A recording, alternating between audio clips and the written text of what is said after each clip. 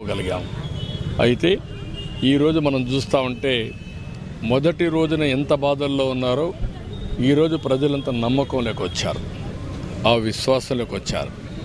కానీ రాజకీయ పార్టీలు, నేను చాలా పార్టీలు చూశాను, కానీ ఒక పనికి మాలిన నేరాలు చేసే పార్టీ, ఘోరాలు చేసే పార్టీ, ఘోరాలు నేరాలు చేసి వేరే వాళ్ళపైన వేసేసే పార్టీ. తొలి రోజు 3 గండ్లు పడ్డాయి, ఈ గండ్లు పూడ్చలేకపోయాం అని సిగ్గుపడవలసిన పార్టీ ఎదురుదాడి చేసే పరిస్థితికి వచ్చారు.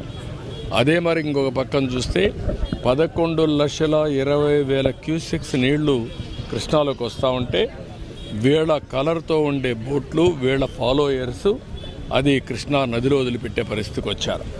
దానికి సమాధానం కూడా చెప్పడం లేదు. అంటే మీకు బాధ్యత లేదా? ఎట్లా వస్తాయి మీ బోట్లు? ఒక్కొక్క బోటు 30 మెట్రిక్ టన్నులు